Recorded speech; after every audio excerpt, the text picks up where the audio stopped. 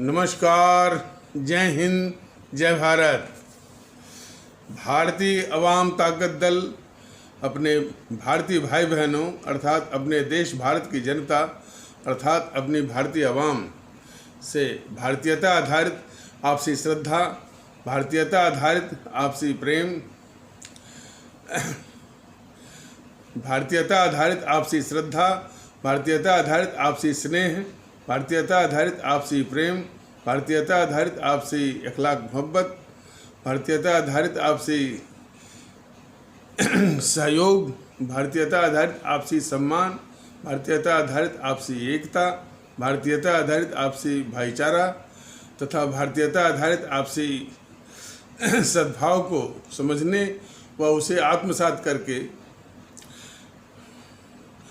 उसी अनुसार आचरण एवं व्यवहार करने हेतु और इसके पूरे देश में प्रचार प्रसार करने हेतु और इसकी अहमियत और महत्व को प्रत्येक देशवासी को समझाकर उसे अपनाते हुए वैसा ही आचरण एवं व्यवहार करने हेतु और प्रत्येक देशवासी को अपना ही भारतीय भाई बहन मानकर, समझकर, अपनाकर उनके साथ वैसा ही और उसी अनुसार आचरण एवं व्यवहार करने हेतु सतत, सदैव और हमेशा अदब के साथ, आदर के साथ अर्ज करता है, विनती करता है।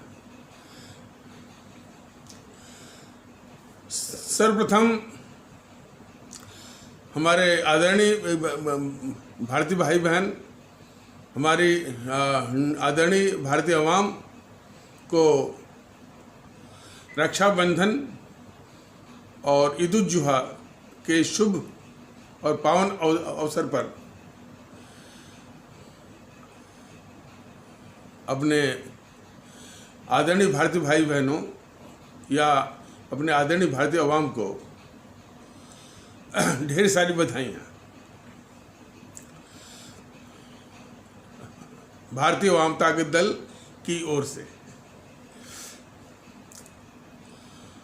और इस अवसर पर हमारे इस्लाम आस्था वाले भारतीय भाई बहनों से विनम्र विनती है कि जो कुप्रथा है, जो कुरीति है पशु बलि की, उस कलंक को दूर करने में हमारे वो सम्माननीय इस्लाम आस्था वाले भारतीय भाई बहन आगे आए। कुप्रथा, कुरीति किसी भी पंथ का हिस्सा हो नहीं सकता, वो एक अंधविश्वास है और इसको दूर करके एक पंथ से भी जुड़ा हुआ एक कलंक और पूरे समाज पर, पूरे देश पर ये कलंक जो है दूर करने में आगे आए और भारतीय जनता दल को पूरी उम्मीद है कि इसको बड़ी सकारात्मकता के साथ, पॉजिटिविटी के साथ हमारे वो आदरणीय इस्लाम आस्था वाले भारतीय भाई बहन जरूर आगे आएंगे और पूरे देश में एक सद्भाव का और इखलाक मोहब्बत का और सुकून का, शांति का पैगाम देंगे। अब इसके बाद हम लोग उस प्रकरण पर चर्चा करेंगे कि चीन के मामले में तो भारतीय जनता दल ने देश को बताया हुआ ही है कि जो ये जवाहरलाल नेहरू था, जीएनपीसी का जवाहरलाल नेहरू, जीएनपीसी मतलब गांधी नेहरू परिवार चांडाल चौकड़ी काकस, जिसको कि हमारे आदरणीय भारतीय भाई बहन भ्रम से या भूल से या गलती से कांग्रेस कहते चले आ रहे हैं। चूंकि ये कांग्रेस है ही नहीं, यह तो एक पारिवारिक कुनबा फैमिली कोटेरी है जो कि उस संगठन पर गेंडुली मार करके जकड़ कर बैठी हुई है और उस संगठन को अपने स्वार्थ के हिसाब से उसको चलाती रहती है, घुमाती रहती है। और उस संगठन का मुखिया भी इसी जीएनपीसी का ही कोई अंडा बच्चा ही होता है। सत्ता हासिल होती है तो वही अंडा बच्चा उसका प्रधानमंत्री होता है, उसका माने देश का, ये तो सत्ता हासिल करती है तो ये उसकी फितरत है। और ये फितरत जो है कई मामलों में देश के लिए बहुत ही घातक भी है, नुकसानदेह भी और नुकसान किया भी है। इसमें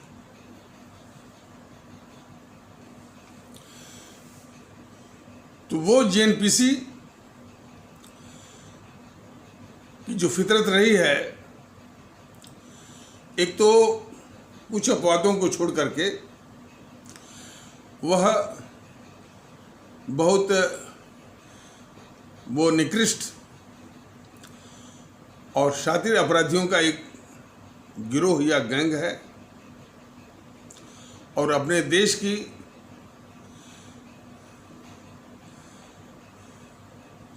सबसे खतरनाक शत्रु और सर्वाधिक ऐतिहासिक गद्दार और सबसे खूंखार औपनिवेशिक ताकत है। ये समूचे आदरणीय भारतीय भाई बहनों को समझना बहुत जरूरी है। फिर से ये कहा जा रहा है, ये जो जीएनपीसी जिसको आप लोग कांग्रेस कहते हैं, वाकई में वो जीएनपीसी है, गांधी नेहरू परिवार चांडार चौकड़ी काकस। वह एकाध अपवादों को छोड़ करके बहुत ही निकृष्ट और निम्न कोट के या घिनौने और शातिर अपराधियों का गिरोह और गैंग है। और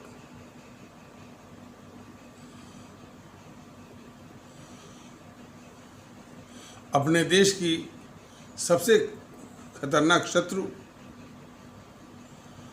और सर्वाधिक ऐतिहासिक गद्दार और सबसे खूंखार औपनिवेशिक ताकत। तो उसका जो नेहरू था, जवाहरलाल नेहरू,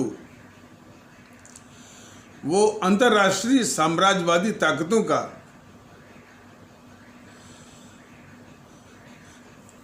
बहुत ही खतरनाक भारत विरोधी एजेंट और भारत के खिलाफ सर्वाधिक ऐतिहासिक गद्दार था। उसकी गद्दार की कारगुजारियां भारतीय वाम ताकत दल आप लोगों के बीच में जल्द ही आने वाला है, विस्तार से बताएगा। लेकिन पिछले एपिसोडों के माध्यम से भी बताया गया है कि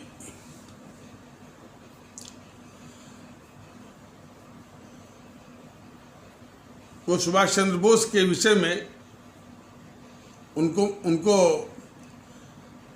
रूस में स्टालिन के जरिए मरवाना। देखिए, ये संक्षेप में कहा जा रहा है। और मरवाने के बाद सुभाष चंद्र बोस के परिवार पर जासूसी करवाना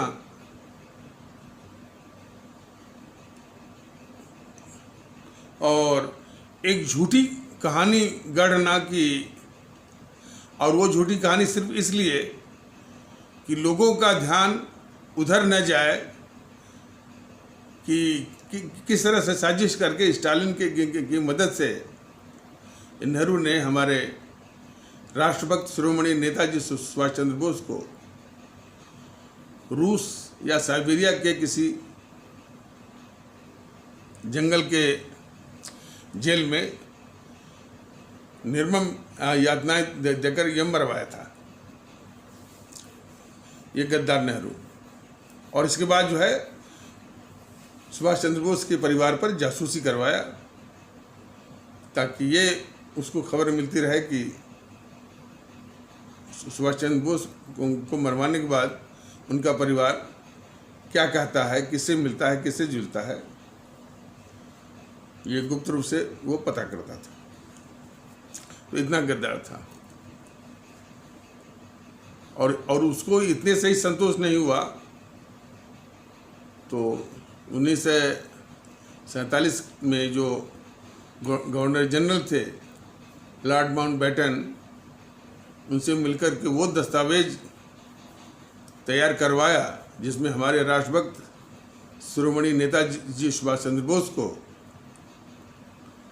और वो सुभाष चंद्र बोस जो इन समूहों की लाख साजिशों के बावजूद भी देशभक्ति और राष्ट्रभक्ति के मामले में सबसे ऊंचे प्रतिमान हैं, आदर्श हैं और प्रतिमूर्ति हैं।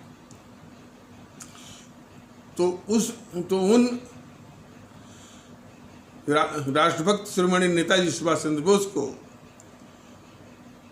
उस दस्तावेज के माध्यम से उनको अंतर्राष्ट्रीय अपराधी घोषित करवाया ये गद्दार नेहरू। और उस दस्तावेज में यह व्यवस्था भी उसमें डलवाया कि जब भी भारत में पाए जाएं, कहीं भी पाए जाएं, तो भारत सरकार उनको पकड़ करके ब्रिटेन के हवाले करे। इतना बड़ा गद्दार था वो नेहरू। कश्मीर के मामले में बहुत कुछ बताया गया है, आगे भी बताया जाएगा। अब आ जाइए चीन के मामले में।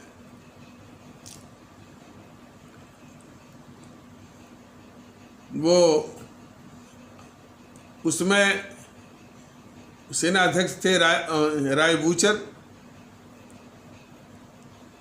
तो राय बूचर उससे मिलने गए कि सेना को आधुनिकीकरण करने के लिए कुछ प्रस्ताव लेके गए थे। और ये गद्दार नेहरू तत्कालीन सेना अध्यक्ष राय बूचर को भगा दिया और तर्क दिया कि हम शांतिप्रिय देश हैं, सेना की क्या जरूरत है और सेना के आधुनिकीकरण की क्या जरूरत है। और जब तक वो रहा 1964 तक जो है, ये गद्दार नेहरू अपनी भारतीय फौज के लिए एक सुई तक नहीं बनने दिया। वो गद्दार नेहरू। संक्षेप में सुन लीजिए, सन 50 के आसपास, सन 1950 के आसपास चीन में माओ जेडुंग या माओ त्से-तुंग, जो भी जिस नाम से भी लोग जाने उसको, कत्ले आम करवा करके कम्युनिस्ट का शासन या कम्युनिस्ट का आधिपत्य स्थापित कर रहा था। और करीब 8 करोड़ लोगों की हत्या करवाया वो माओ त्से-तुंग या माओ जेडुंग।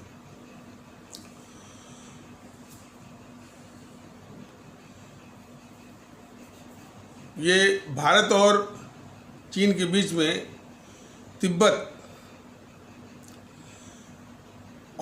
का क्षेत्रफल भारत के क्षेत्रफल का 2/3 है। और उसमें बौद्ध लोग थे। बौद्ध लोग बहुत शांतिप्रिय थे, लेकिन उस जो इतने बड़े पैमाने पर हत्या करा करके कम्युनिस्ट का या वाम दलों का, कम्युनिस्टों का आधिपत्य का विस्तार कर रहा था माओ त्से-तुंग, उससे डर करके तिब्बती लोग जो है तिब्बती लोग जो सहायता के लिए आए नेहरू के पास। और नेहरू उस तिब्बत के शिष्टमंडल से, डेलीगेशन से मिला ही नहीं, उनको इंतजार करवाया। और इसी बीच में इस नेहरू का चमचा था एक गद्दार के.एम. पनिकर के जरिए एक चिट्ठी दिलवाया चीन के माओ से तुंग को कि भारत जो है, अब पता नहीं लोग जो लोग बताते हैं कि वो उसमें लिखा गया कि चीन माने भारत जो है तिब्बत की स्वायत्तता चीन के देख रेख में। हालांकि ये सब इतने कूटनीति के शब्द हैं, वो आम जनता की समझ में नहीं आएंगे, लेकिन ये शब्दों का जाल है, शब्दों का तिकड़म है, लेकिन थोड़ा सा उसका नमूना, मतलब कि उसमें ये सब डाले हुए थे कि ऑटोनॉमी ऑफ या तिब्बत autonomy under the suzerainty of China. अब किसी ने कारा की सजरेंटी शब्द यहाँ लिखा गया था और उसको वहाँ उन सबों ने बना दिया। जब चिट्ठी सौंपी गई उस माओ से तुंग को, तो सजरेंटी को बना दिया गया सावरेंटी। तो इसका मतलब है कि पहले वो सजरेंटी का मतलब ये हुआ कि चीन की देख रेख में तिब्बत की स्वायत्तता, और ये जो उसमें परिवर्तन करने की जो साजिश की गई, जो शब्द की सजरेंटी के स्थान पर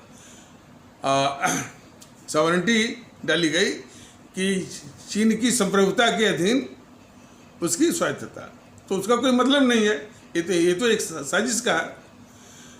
तो वो जब तक वो चिट्ठी सौंपवा नहीं लिया कि चीन के अधीन तिब्बत को मानता है, तब तक जो है ये गद्दार नेहरू जो है वो तिब्बत के शिष्टमंडल से मिला नहीं। देखिए, जरा कल्पना करिए कि भाई तिब्बत के लोग भारत में मिलना चाह रहे थे, ये गद्दार नेहरू तिब्बत को भारत में न मिला करके इस देश के साथ गद्दारी किया उस गद्दार नेहरू जो है, और वो उस तिब्बत को चीन को सौंपने की चिट्ठी दे रहा है अपने चमचा और गद्दार के पनिकर के थ्रू।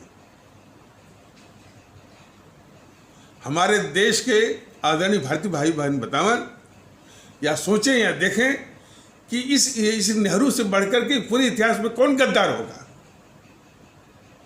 कि जो तिब्बत अपना शिष्टमंडल भेज रहा है कि भाई हम आपसे कि हम भारत में मिलना चाह रहे हैं, मेरी रक्षा करिए। ये वो उस शिष्टमंडल को वो इंतजार करवाया और चिट्ठी भिजवाया अपने चमचे और गद्दार के पनगर के थ्रू कि उसकी पूरी भाषा का मतलब यही था कि वो तिब्बत जो है वो चीन का है।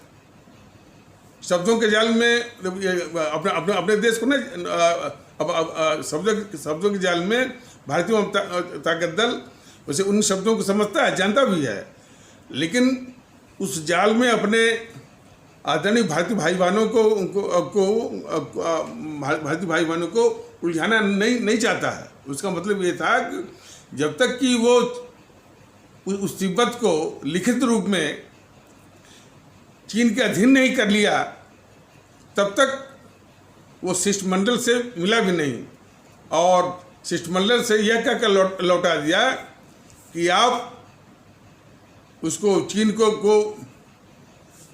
विश्वास दिलाएं कि आप जो है चीन की संप्रभुता को स्वीकार करते हैं। मतलब कि उस शिष्टमंडल से भी कह दिया, तिब्बत के शिष्टमंडल से भी कह दिया कि आप चीन का आधिपत्य स्वीकार करिए। ये तो इसको पूरा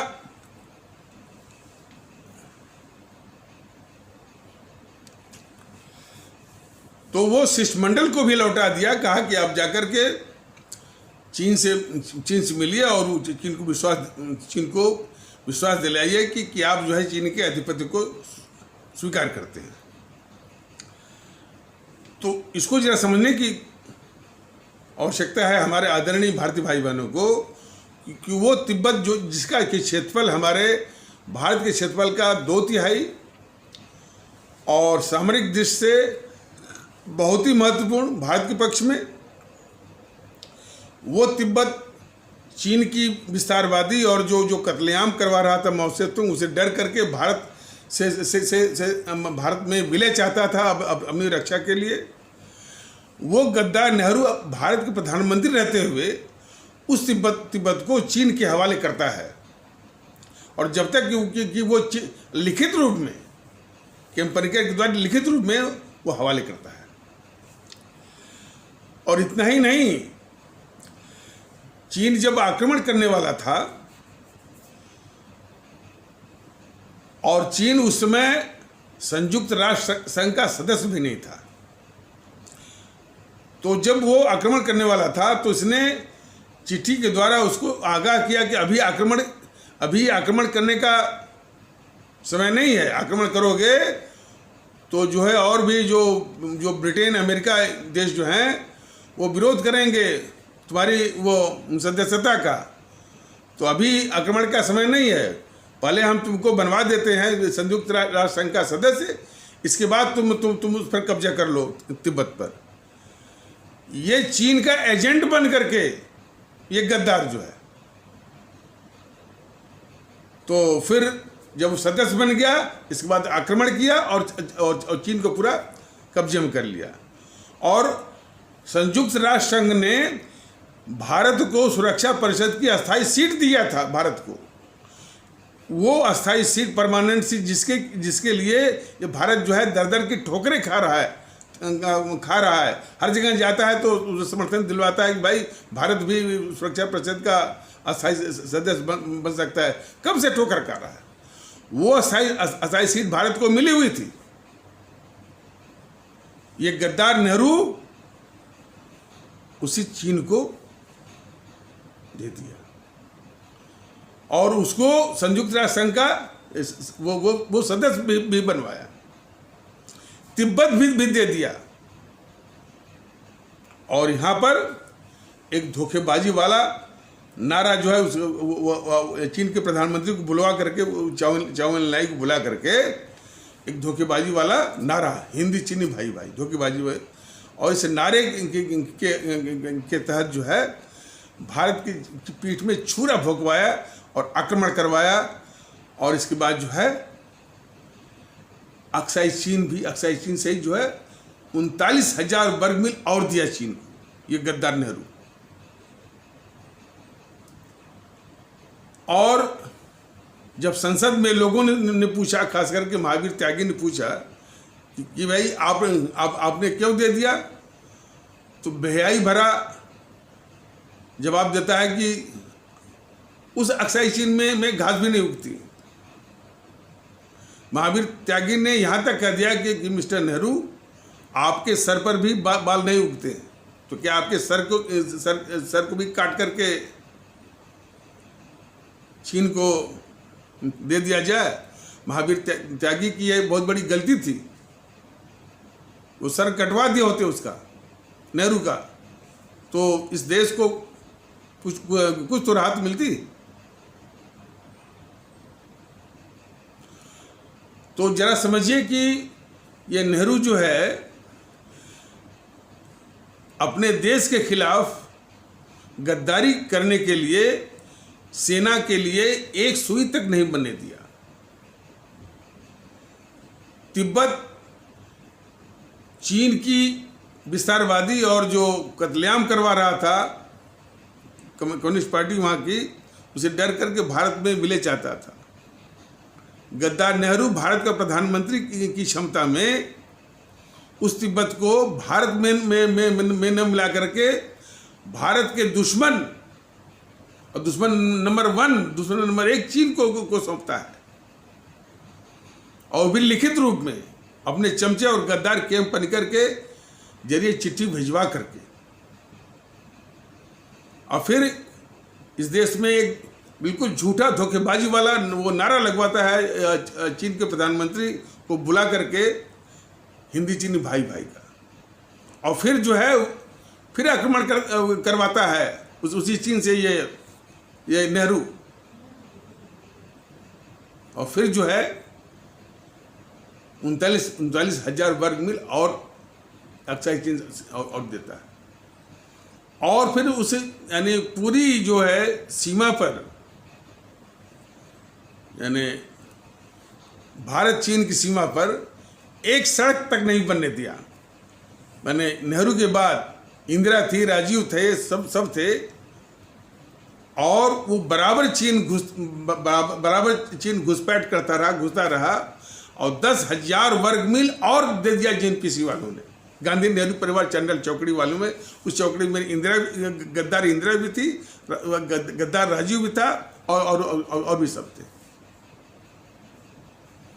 तो इन गद्दारियों को ये जो चैनल वाले, टीवी चैनल वाले हैं, इस पर ये इनकी घिघी क्यों बंद है?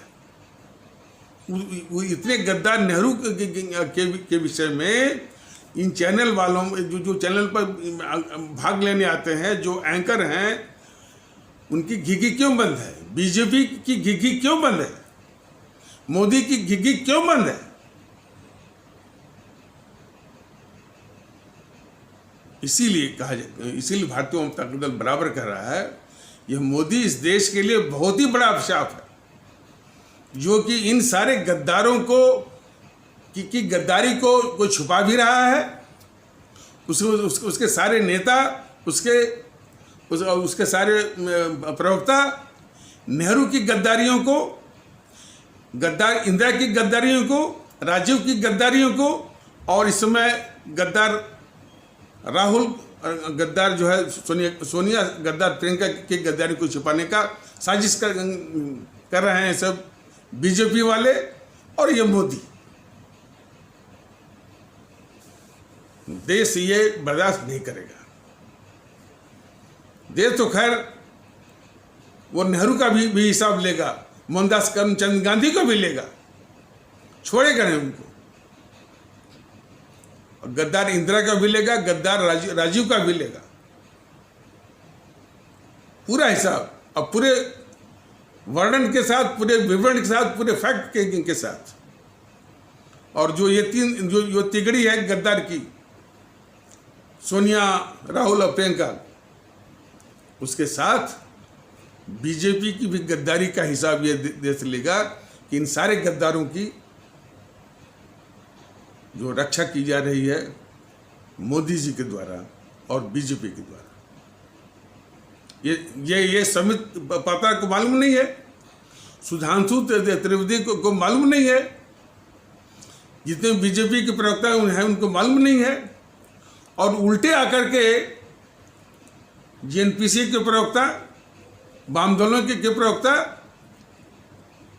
आकर के उसको डांट करके चले जाते हैं, और उल्टे आरोप वो स्वीकार कर लेते हैं, बीजेपी के प्रवक्ता समित पात्रा वगैरह।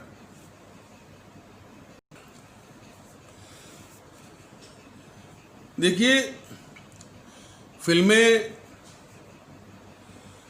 कोई बहुत बड़ी आदर्श नहीं है, लेकिन कोई उसके दृष्टांत और कहीं कही हुई बातें बहुत कुछ नसीहत, बहुत कुछ सीख देती हैं। अब उसे कितना पैरेललिज्म, कितना वो समानांतरता उससे निकल सकता है, वो दूसरी बात है, लेकिन उसका इशारा जरूर मिलता है। एक फिल्म इज्जत का ये गाना था कि क्या मिलिए ऐसे लोगों से जिनकी फितरत छुपी रहे, नकली चेहरा सामने आए, असली सूरत छिपी रहे। हालांकि इन समूह की जो करतूत है, इस गाने के संदेश से हजारों गुना ज्यादा घिनौना है। यानी नकली चेहरा, नकली, और ये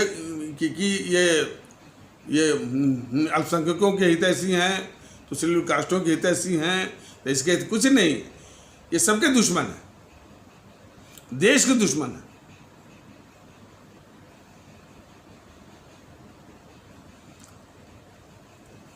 और अपनी आवाम में, अपने अपने भारतीय भाई बहनों में ये बात जाने नहीं देते हैं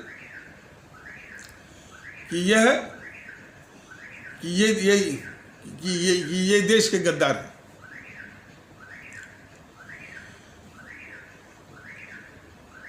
वो क्यों?